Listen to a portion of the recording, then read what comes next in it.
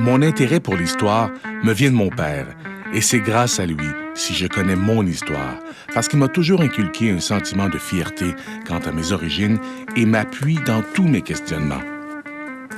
Et je réalise que je suis vraiment pas le seul à vouloir des réponses, car les gens me posent constamment toutes sortes de questions sur l'histoire des Noirs au Canada. C'est qu'on n'en a pas parlé dans nos manuels d'histoire à l'école.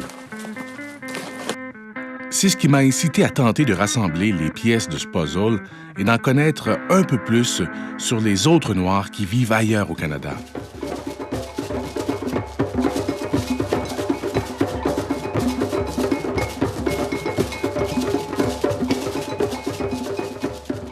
En 1839, 53 Africains qui avaient été kidnappés et gardés illégalement sur la Amistad se sont révoltés, pris possession du navire et, après un verdict historique de la Cour suprême des États-Unis, ont retrouvé leur liberté.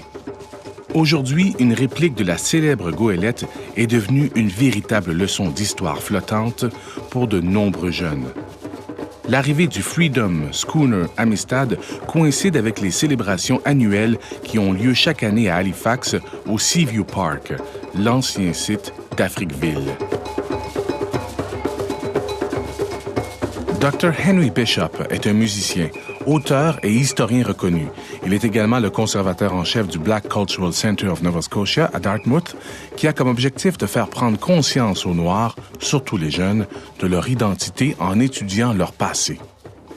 Well, first of all, let me go back to the earliest recorded presence of Black people in Nova Scotia, which is the Matthew DaCosta story. And we believe he came from West Africa. He was described as a Moor. And he came with the French expedition of Samuel de Champlain and Pierre de Gaulle sur de Monte. And that expedition, of course, to explore North America and establish the fur trading industry. However, we know that Matthew DaCosta was a linguist. He could speak the language. So obviously, he had probably been here before to learn the native culture and speak their language also. That interpretation process, he was employed as a key player to help facilitate une liaison with the native and the French. Mathieu d'Acosta était un homme libre, mais que dire des autres Noirs qui sont venus après lui?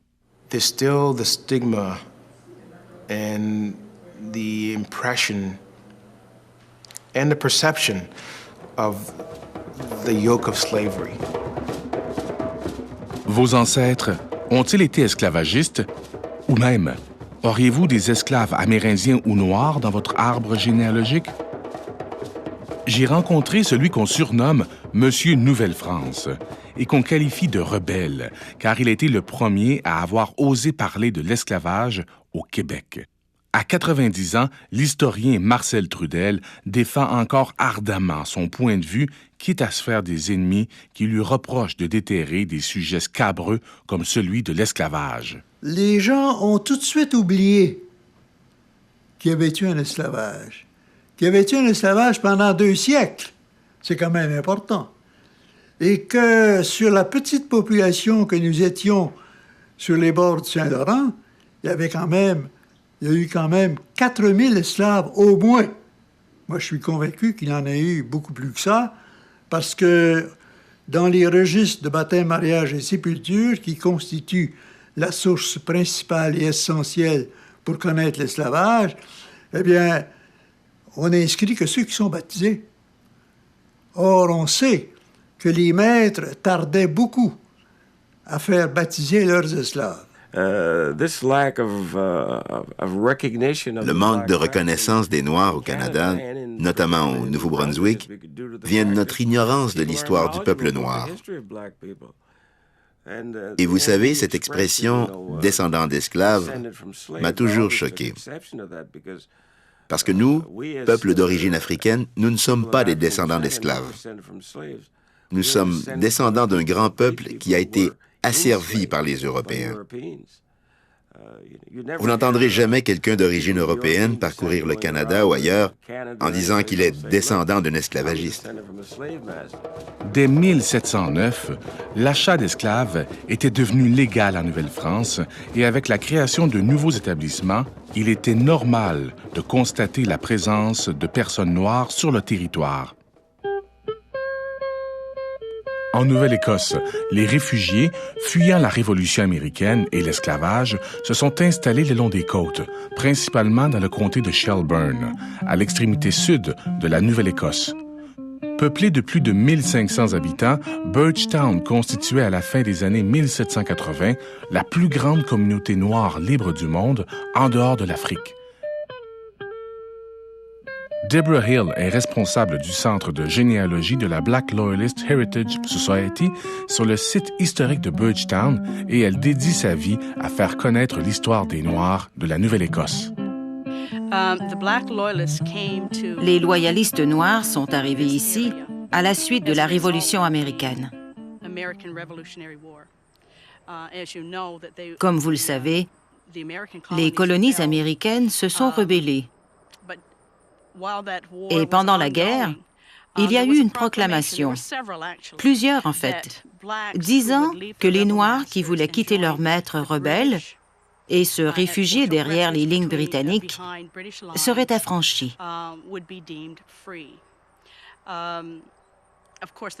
Bien sûr, les Britanniques ignoraient alors qu'ils perdraient la guerre.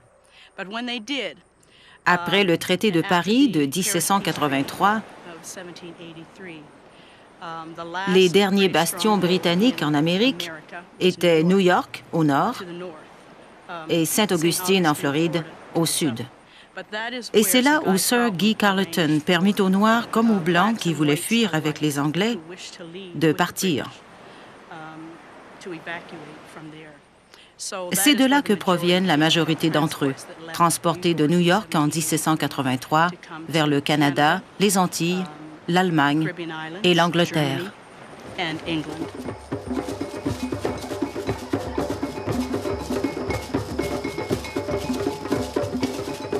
C'est sur les rives du fleuve Saint-Jean que s'installèrent hommes, femmes et enfants noirs venus se réfugier au Nouveau-Brunswick. Lorsqu'on marche aujourd'hui dans les communautés bucoliques comme Gagetown, c'est difficile d'imaginer qu'il y avait eu à une certaine époque des esclaves noirs, des Noirs en servitude et des Noirs affranchis qui ont marché dans ces mêmes rues.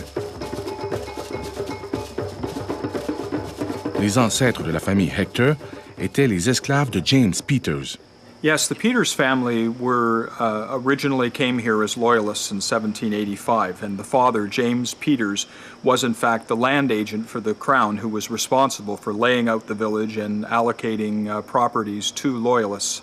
When his will was probated in 1821, it was very interesting to note that most of the will was taken up with describing what should happen to the household slaves which James Peters had brought with him as property from Long Island, New York, in 1785. It was true, and it was probably not widespread, and there probably weren't many slaves in this part of the country, but it was not unique that the Peters family owned slaves. There were certainly other well-to-do families who came as loyalists who were able to bring their slaves with them, much in the same way as they brought other household property, although it almost pains me to say it in those terms.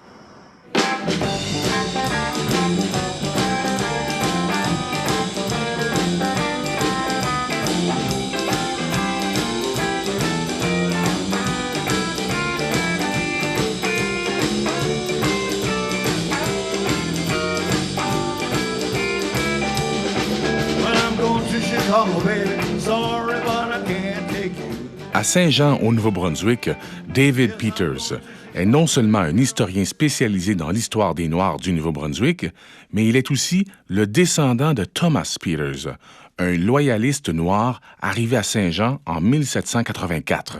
Thomas Peters était l'un des sergents du bataillon de Noirs qui devait aider George III à conserver les colonies américaines à l'Angleterre.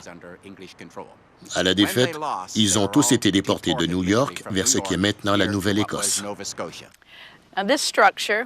Ce type d'abri s'appelle pit house. C'est un trou creusé dans le sol.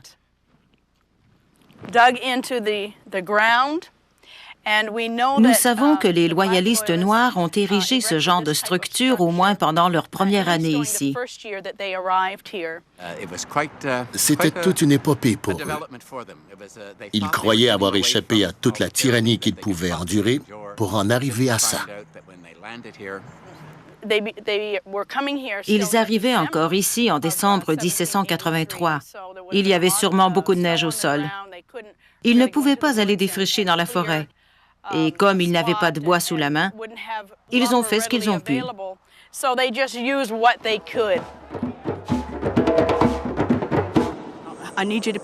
Imaginez ce que c'était. Ici, c'est Birchtown, à 8 kilomètres à l'ouest de Shelburne, la grande colonie loyaliste de l'Empire uni.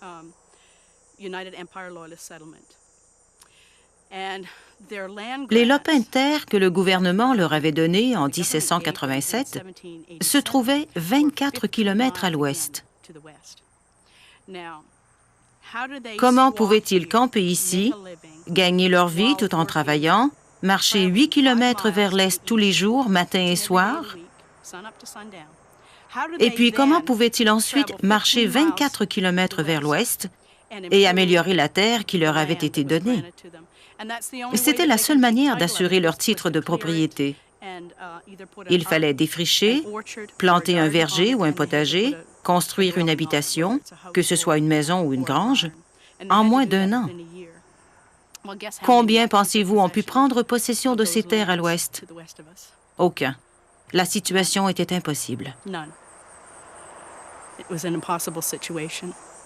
En 1792, 1196 membres des communautés noires de la Nouvelle-Écosse et du Nouveau-Brunswick partirent pour la Sierra Leone afin d'y refaire leur vie. Cet exode fut organisé par Thomas Peters. Il était l'un des rares qui savaient lire et écrire, et les Noirs l'ont utilisé pour faire valoir leurs droits. Il fait partie de ceux à qui on doit la Sierra Leone d'aujourd'hui. Comme ils avaient économisé de l'argent et comme leurs conditions de vie ici étaient dégradantes, ils se sont dit qu'en allant plaider devant la famille royale, sans réaliser ce qui se passait dans les colonies, George III allait faire quelque chose pour eux. Il s'est présenté en Angleterre au nom des habitants de la partie de Nouvelle-Écosse, qui est aujourd'hui le Nouveau-Brunswick. Évidemment, il n'a pas eu d'audience avec la famille royale. Ils étaient bien naïfs. Mais il négociait avec le gouvernement et une compagnie nommée Sierra Leone, fondée par Clarkson, pour s'établir en Afrique. Ils ont dit à Peters, et c'est dans un livre intitulé « The Black Loyalists », « Croyez-vous que votre peuple aimerait rentrer chez lui après 400 ans? Que voulez-vous répondre à ça? » Les historiens de la fin du 19e et du début du 20e nous ont inculqué des convictions tout à fait religieuses et je dirais très fières de la race. Des convictions racistes, tout simplement. Alors, on nous a enseigné ça et on a cru que nous étions un peuple choisi de Dieu. Alors, vous comprenez que dans ces conditions, il y a des choses dont on n'a jamais parlé, ou sur lesquelles, en tout cas, on n'a jamais insisté. Les esclaves. Garneau, l'historien nationaliste qui publie en 1845, écrit à peu près ceci: « Nous avons eu bien quelques esclaves lorsqu'a commencé le régime anglais. » Vous voyez, toujours les Anglais, les méchants qui ont amené l'esclavage au Canada. Donc, l'esclavage, nous avons eu quelques esclaves au début du régime anglais, puis ensuite les esclaves ont disparu peu à peu. C'est tout ce qu'il dit de l'esclavage. Pourtant, Garneau a certainement connu des esclaves, puisque l'esclavage n'a été aboli officiellement qu'en 1833. Et il restait de toute façon des survivants de l'esclavage. Alors il savait, lui, qu'il y avait eu dans la population canadienne des esclaves. Mais non, il attribue ça à l'influence anglaise.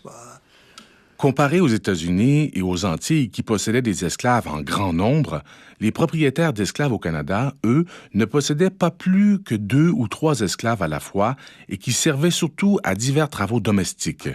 Mais enfin, les gouverneurs avaient des esclaves, Courcelles en a eu. Les Vaudreuil, à la fin du régime français, avaient des esclaves. Les hauts fonctionnaires, parce qu'ils étaient en mesure de se procurer des esclaves, en avaient aussi. Vous en aviez chez les marchands, en grande quantité, chez les seigneurs, parce que posséder un esclave, c'était quand même un signe de prestige social. Les communautés religieuses avaient besoin de main-d'œuvre, elles ont aussi des esclaves. Les Noirs qu'on avait capturés en Afrique étaient transportés sur des bateaux négriers où ils étaient souvent plus de 400 à vivre serrés et entassés dans des conditions de vie telles que la plupart ne résistaient pas à ce traitement. Ils succombaient à l'asphyxie, à la faim ou à la maladie quand ils n'étaient pas tout simplement jetés par-dessus bord. Ceux qui survivaient accostaient après une traversée pénible de plusieurs semaines sur un continent inconnu où ils allaient être vendus comme esclaves. La vente d'esclaves était chose courante, autant à Halifax qu'à Montréal. En 1783, on pouvait lire l'annonce suivante dans la Gazette de Québec. À vendre, une négresse âgée d'environ 18 ans qui est arrivée avec les loyalistes. Elle a eu la petite vérole. Cette négresse s'est toujours bien comportée et n'est qu'à vendre parce que son propriétaire n'en fait aucun usage actuellement. À vendre également, une belle jument. Nous n'étions pas considérés comme des êtres humains. Nous étions moins que ça. Quand un peuple vit ce genre d'expérience, il doit se définir à partir de cela. C'est beaucoup d'examens de conscience, beaucoup de travail. C'est difficile de conserver sa dignité et son amour propre quand de telles choses ont été perpétrées sur vous et votre peuple.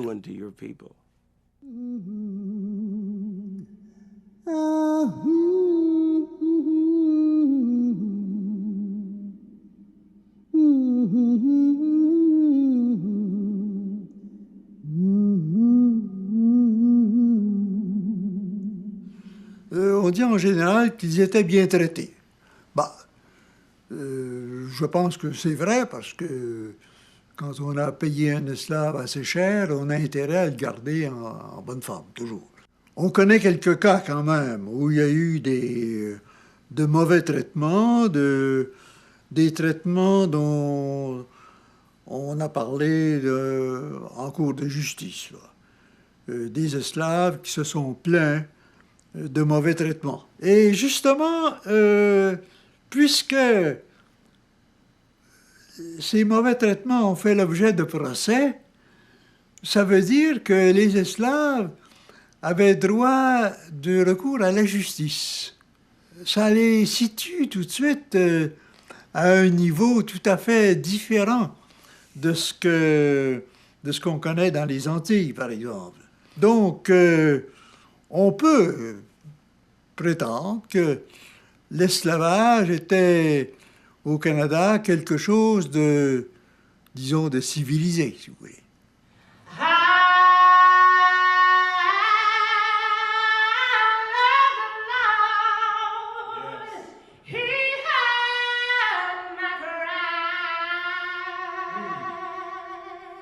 À moins d'une heure de Montréal, sur les rives du lac Champlain, le village de Saint-Armand cache des trésors inestimables pour une meilleure connaissance de l'histoire des Noirs au Québec. Le Nigger Rock, selon la tradition orale, est un endroit où des esclaves noirs y auraient été enterrés au pied d'un grand rocher entre 1794 et 1833. Ces esclaves seraient arrivés avec les premiers colons loyalistes en 1784. Cette histoire alimente toutes sortes de chicanes de famille et de voisins depuis plusieurs générations maintenant. Et malgré tout, Dominique Soulier, le président du Centre historique de Saint-Armand, remue ciel et terre pour préserver le patrimoine de la région et intégrer l'histoire des Noirs à celle de Saint-Armand. Alors, je tiens dans mes mains une pancarte qui était accrochée à côté du cimetière familial de la famille Luke, donc au Nigger Rock. Dès 1709, la Nouvelle-France avait institué un système d'amendes pour ceux qui aidaient les esclaves à s'enfuir, révélant ainsi le nombre de tentatives de fuite. Dans la forêt qui se trouve derrière l'église, il y a une grotte naturelle de 25 pieds de profondeur où les gens se cachaient quand la cloche sonnait. Les cloches sonnaient d'une manière spécifique aussitôt qu'un étranger arrivait à cheval et qui représentait potentiellement un danger, à savoir c'était peut-être un chasseur d'esclaves.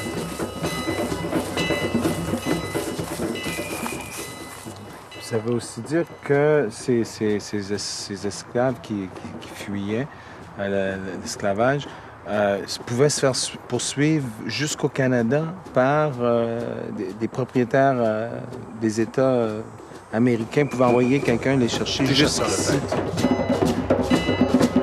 Il n'y a qu'à descendre dans la grotte pour vraiment ressentir ce que c'est que d'être dans le noir, sous terre, et puis d'avoir des gens à ses trousses.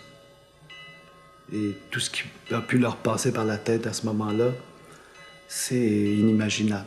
C'est sûrement quelque chose de très angoissant d'entendre les cloches qui sonnent et de savoir qu'il y a quelqu'un qui va essayer de nous mettre la main dessus pour nous ramener dans un état de servitude.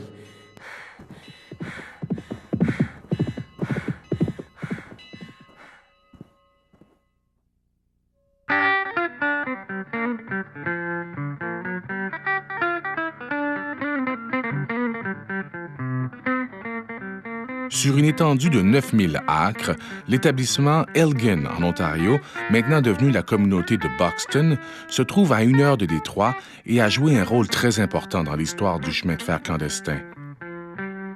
You see, so much of our story isn't being told in his story, you know what I mean? I like to say that so much because we have overcome so much to get to where we've come from, to get to where we are. And there are so many inspiring stories just within our own community. We don't have to look up to any idols that are, famous stars or anything. We can just look back to our family trees, look back into what we've already accomplished, what our people have gotten through, you know what I mean, to feel that pride, because there's so much that we have done, you know. One story that just keeps me going is this brother by the name of Harry Thomas.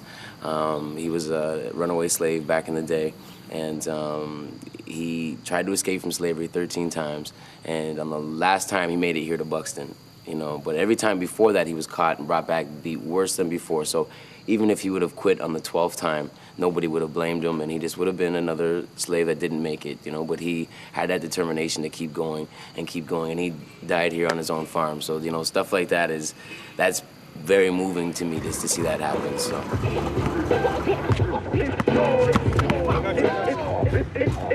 Christopher Prince est fermier et diplômé d'histoire africo-canadienne. Il est responsable des activités pour les jeunes lors de la célébration annuelle de Buxton, qui compte aujourd'hui 100 d'habitants, sans oublier les milliers de personnes venant du Canada et des États-Unis qui viennent participer aux retrouvailles.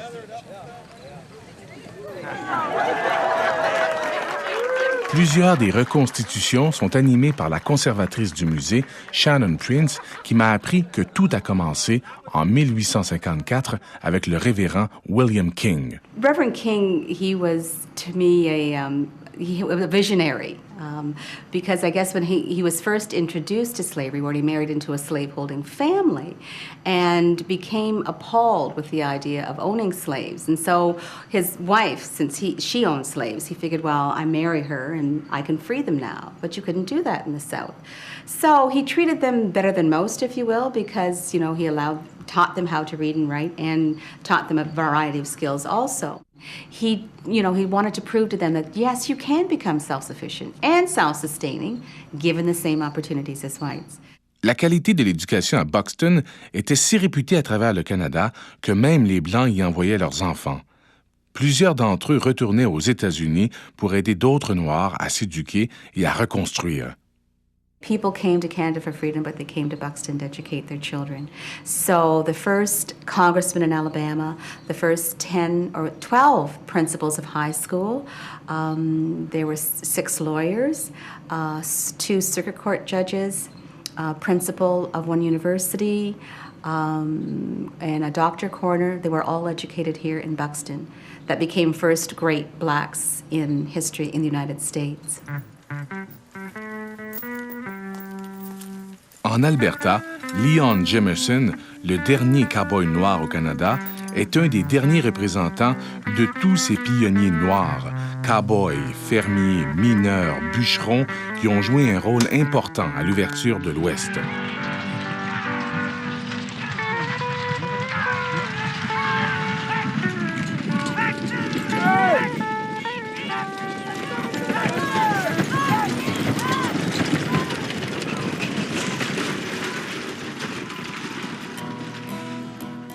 I had me a woman who wouldn't be true. Made me for my money and she made me blue. A man needs a woman that he can lean on, but my leaning post is done left and gone. She's long and gone, and now I'm lonesome blue. I'm gonna find me a river, one that's cold as ice. I'm gonna find me a river, Lord, I'm gonna pay the price. I'm going down in it 3 times, but Lord, I'm only coming up twice. Well, the first black population that came to British Columbia came in 1858. Actually, you can pinpoint it to one particular year, because that was the year of the gold rush. So when they found gold up in the Fraser Valley and up in the interior of British Columbia. Wade Compton a fondé le Hogan's Alley Memorial Project en 2002 dans le but de préserver la mémoire de ce quartier de Vancouver. Il est également professeur d'anglais, poète et éditeur.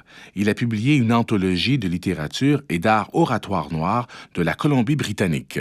I mean, that period attracted people from all over the world, right? That was also when the first Chinese came to British Columbia and Japanese. Lots of Americans came up. And, but the interesting thing about the black community is that those first blacks came as a community.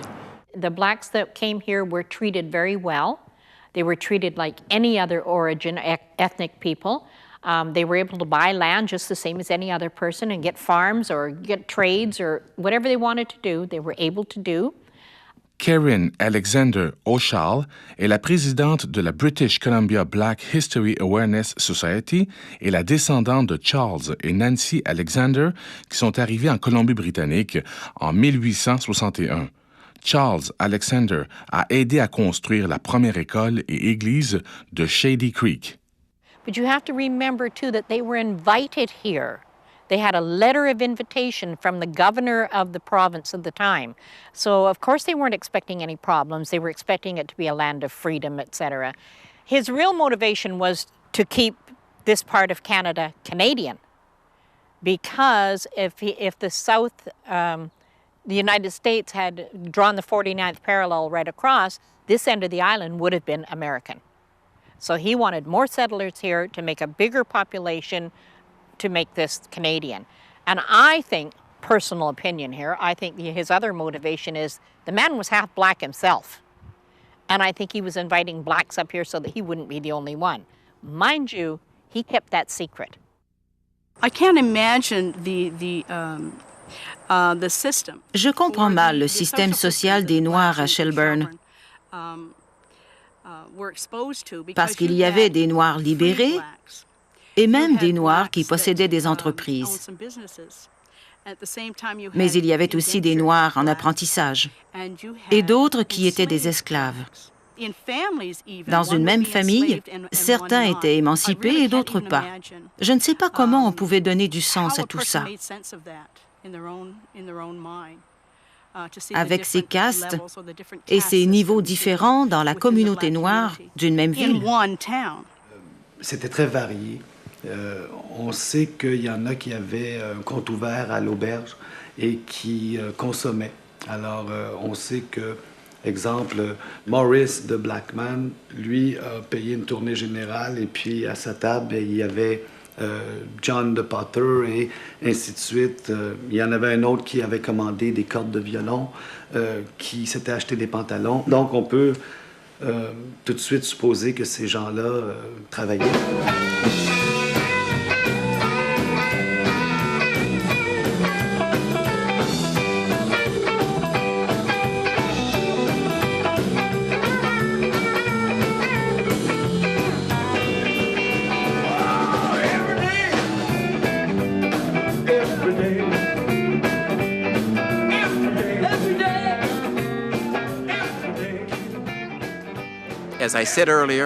Comme je l'ai dit, et j'espère que vous le mentionnerez, la charte de la ville de Saint-Jean en 1785, quand elle a été fondée et incorporée, interdisait aux Noirs de pêcher dans le fleuve Saint-Jean. Nous n'avions pas le droit, comme Noirs, de pêcher dans le fleuve. Dans n'importe lequel de nos musées du Nouveau-Brunswick, vous trouverez cette fameuse charte où il est écrit, noir sur blanc, que les nègres n'étaient pas autorisés à pêcher dans le fleuve Saint-Jean ni à vendre leurs produits.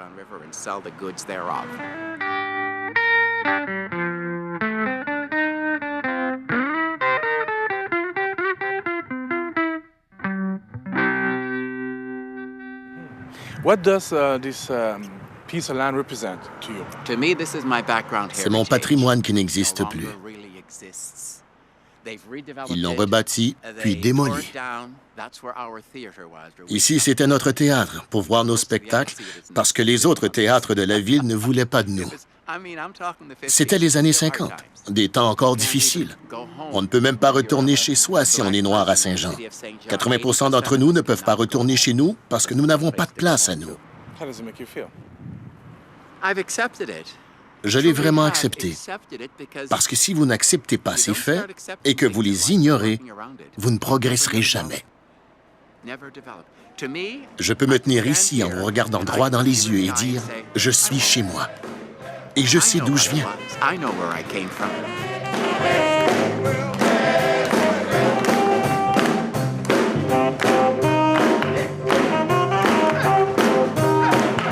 Donc, ils étaient là, ils formaient le tissu, mais on les comptait pas.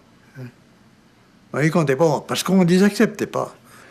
Ils étaient là quand même depuis le 17e siècle. Donc, ils sont aussi québécois que des Québécois blancs.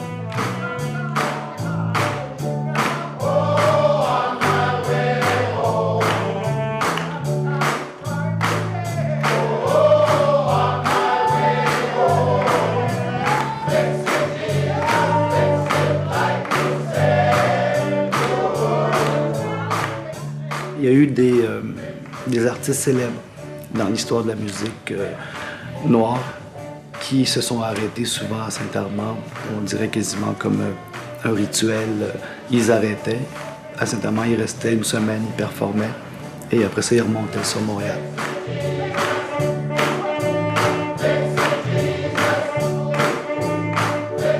They just loved Montreal because they were free. They weren't treated the way they were treated in the States.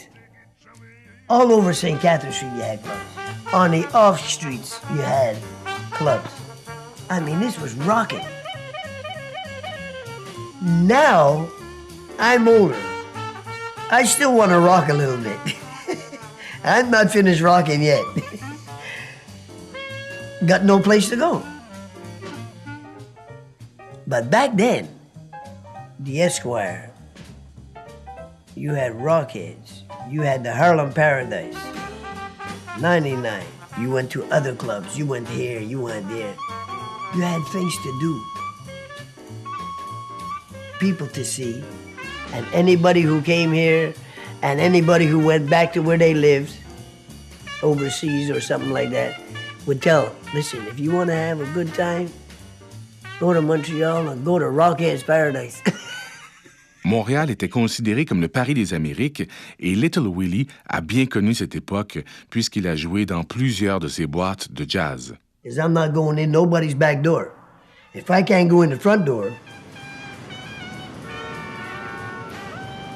like everybody else, come on, what are you telling me? I'm not as good as you then. That's what you're telling me. Nous avons été racistes. La société canadienne-française a été raciste. Ça, faut pas se le cacher, c'est comme ça. L'histoire est là pour le démontrer. Et moi, j'ai été élevé comme un raciste. Au Collège des Trois-Rivières, c'est-à-dire le séminaire Saint-Joseph des Trois-Rivières, on était racistes. Et j'ai rencontré des racistes dans ma carrière, tout le long de ma carrière. Nous avons été racistes. Donc, est-ce que les Noirs sont acceptés depuis longtemps? Je dirais non. La tolérance est une épée à double tranchant. Je n'aime pas tellement ce mot parce que quand on tolère, c'est qu'on n'a pas le choix. On le fait parce que c'est la loi ou parce que c'est la bonne chose à faire, mais sans le sentir dans son cœur. On tolère des gens. Je crois qu'en ce monde, il faut apprendre à apprécier et à respecter les autres. Tolérer les gens, ça ne suffit pas.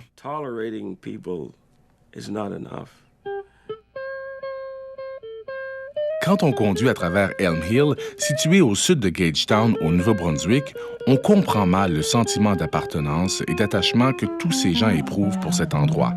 Mais quand on commence à connaître son histoire, on réalise que Elm Hill est bien plus que ça. James Skip Talbot a tellement la nostalgie des étés de son enfance à Elm Hill qu'il y revient le plus souvent possible et a même installé une roulotte sur la terre qui appartenait à sa grand-mère. Le Roots Picnic annuel est maintenant une des seules occasions de retrouvailles pour tous ceux et celles qui ont des racines à Elm Hill. C'était la vie d'une petite communauté de fermiers où les gens travaillaient dans le bois. Autrefois, il y avait plusieurs bateaux à aubes sur lesquels les gens travaillaient. Ils montaient et descendaient la vallée du fleuve Saint-Jean. Les gens travaillaient dans l'industrie du bois ici et pêchaient dans le lac. Ils faisaient des allers-retours entre ici et le Maine. Il y a beaucoup d'histoires communes entre le Maine et le Nouveau-Brunswick. La beauté qu'on trouvait autrefois à Elm Hill existe encore aujourd'hui. C'est une région magnifique. Avec le temps, malheureusement, les gens sont partis à l'étranger chercher un meilleur emploi au Canada ou aux États-Unis. C'est pourquoi la communauté est aussi petite maintenant.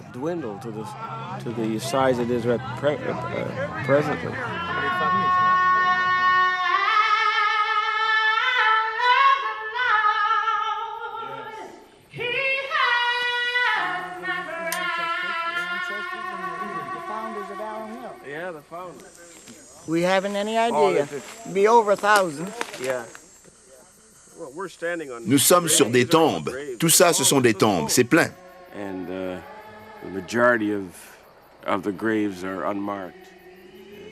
La majorité ne sont pas identifiées.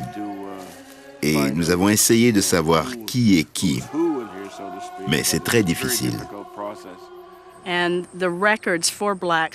Les archives des Noirs, dans ce pays en tout cas, sont très clairsemées. Bien des gens ne sont mentionnés que par leur prénom, ou même parfois seulement par une description. The Lewis family, I've not had the opportunity to explore that extensively, but in 1749 there was a Captain Thomas Lewis who did settle in Halifax, and he had 8 slaves. So it is only reasonable to assume that I descended from one of those slaves. Doreen Lewis est la directrice de l'Institut de technologie au Collège communautaire de la Nouvelle-Écosse et la descendante de Rose Fortune, qui s'était autoproclamée policière et qui avait fondé sa propre compagnie de transport. Because when a slave went from one household to another, their name would be changed. I mean, if there was a Lizzie already there, then they became an Abigail. Le pari qu'Elm Hill a remporté face à l'adversité au cours de toutes ces années est le lien très solide qui unit les familles et la détermination de Cheryl Haynes McLaughlin qui se dévoue à la préservation de sa communauté et de son histoire.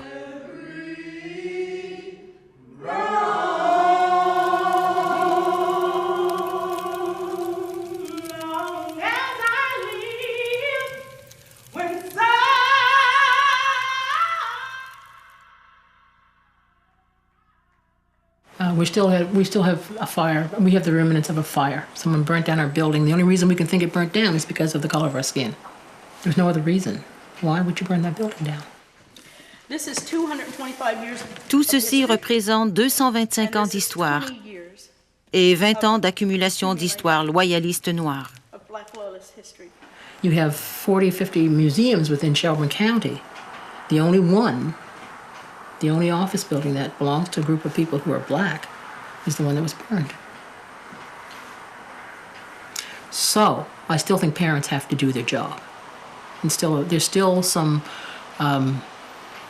battles to fight. En écoutant Elizabeth Cromwell, la fondatrice de la Black Loyalist Society, je comprends mieux pourquoi il existe aujourd'hui encore beaucoup d'amertume entre les Blancs et les Noirs de la Nouvelle-Écosse. La pensée raciste qui se transmet de génération en génération, ainsi que les appréhensions et méfiances inculquées comme moyen de survie, s'y perpétuent hélas toujours. I can remember my father saying to me one time, I was angry. I came home and my brother and we were mad. Somebody had called us a name and we were tired of it. And my father sat down and he said to me, you've responded exactly how they want you to. You're upset, you're angry, you're probably not going to study well tonight, all those things, negative things. But he says, do you think you're what they called you? And I said, well, no. Then he said, why do you respond to it? I said, don't ever respond to it. And that was hard to do, but I went through high school trying not to respond to it. When the name was called, I never turned my head. They did not get a rise out of me. And all that, and I think it's important that people begin to understand that and express that, because we kept that anger inside of us sometimes. That was difficult to do. We grew up with that. This world is getting crazy. People are getting lazy. Take care of your babies. Good. We're gonna work it out, yeah. We're tired of pollution.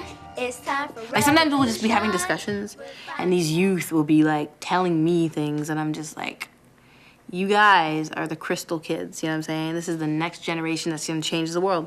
And so I'm indigo child that's coming in, warrior, helping them to do that, you know what I mean? And they're gonna take the reins and that's just my job, I'm just doing my job. It's my life purpose. Yeah. We're tired of pollution. It's time for revolution. We're finding a solution. Love is what it's all about.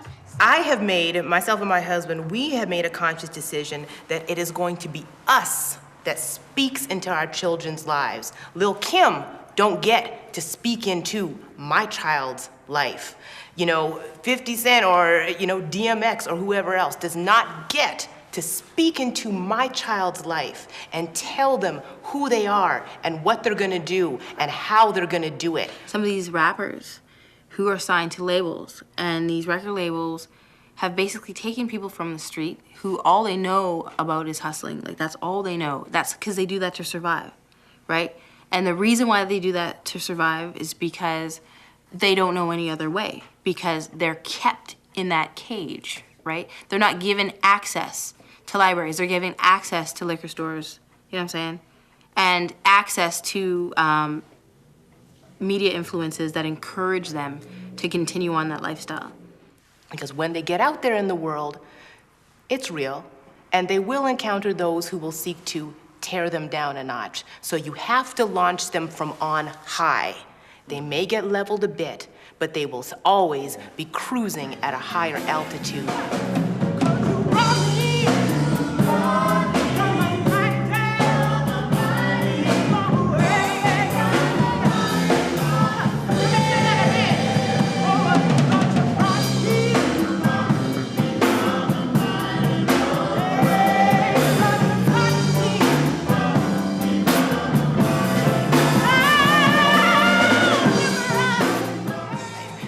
Black, you you are proud. You can do anything. You can accomplish anything. You will be somebody. You're somebody already.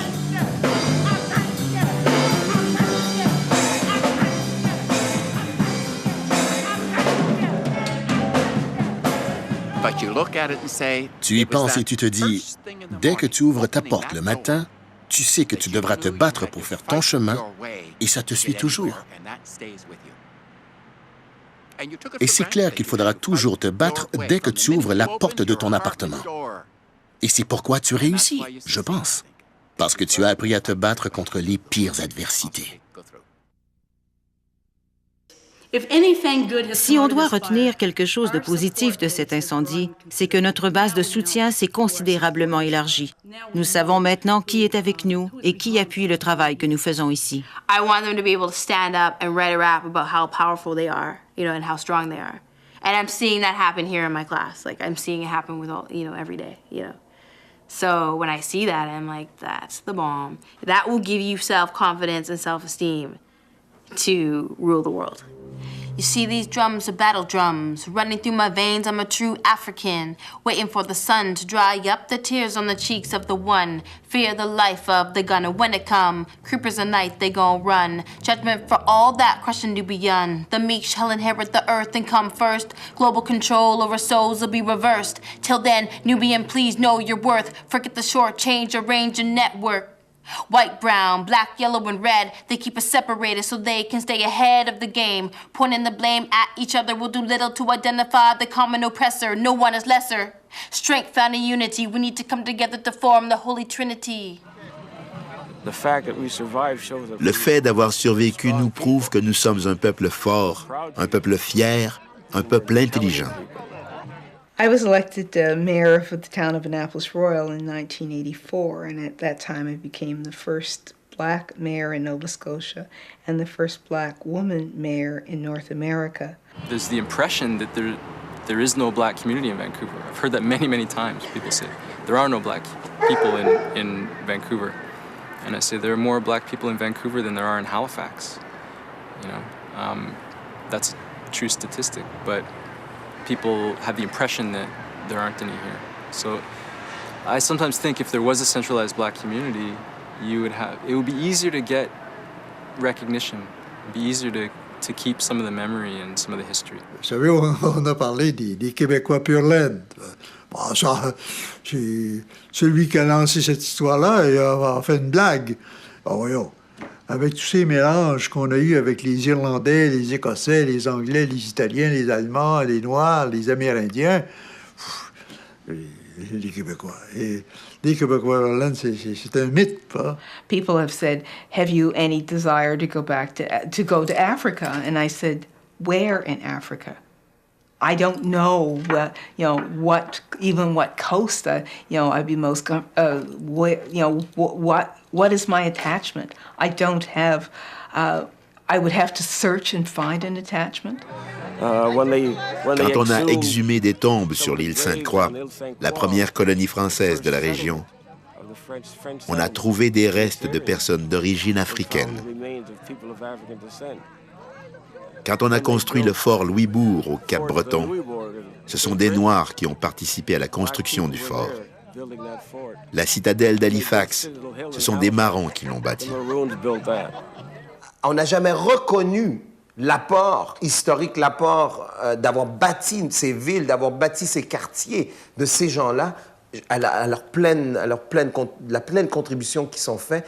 Il y a toujours encore cette négation. Alors, c'est évident qu'il va y avoir des effritements, qu'il va y avoir des frustrations, qu'il va y avoir des choses qui vont des séquelles de tout ce marasme qui va s'étendre jusqu'à aujourd'hui. Et merci, mon Dieu, qu'on a certains représentants comme notre gouverneur général et autres personnes prestigieuses et autres qui ont fait leur marque à travers les temps, les années. Il y a eu même des joueurs de hockey célèbres dans les années 40 qui étaient excellents joueurs, qui ont joué dans les ligues seniors ou même un ou deux qui ont arrivé dans les ligues nationales de hockey. Juste pour parler de ça, on parle de Jackie Robinson aussi au baseball, qui ont fait une démarche, qui ont fait une différence pour nous. Et il faut que ça continue, il faut qu'il y en ait d'autres qui se lèvent, il faut qu'il y en ait d'autres. Et il y a tellement de richesse, il y a tellement de talent. On le sait que dans nos communautés noires, dans le moment, il y a des élites de jeunes qui sont cultivés, qui sont éduqués. I feel very Canadian. I'm a seventh generation Canadian. I'm a seventh generation here, and it's amazing when people ask me, where am I from? Where am I from? I say, I'm from Canada. They say, well, before that. I say, well, how many generations do you want to go back? Because, you know, it's 7 generations ago I was in the States, but I wasn't supposed to be there anyways. I was a slave there. So, you know, it's hard. I'm very Canadian. I'm older than the flag. You are my land, and you are free. Suite à mon périple à travers le pays, je réalise à quel point l'histoire des Noirs fait partie de la véritable histoire du Canada.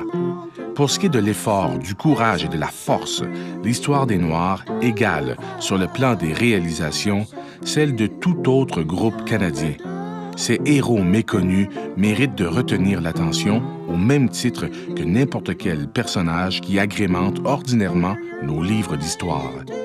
Ce ne sont pas les événements du passé, mais bien l'ignorance du passé qui nous ont empêchés de reconnaître que les Noirs canadiens ont, eux aussi, leur épopée.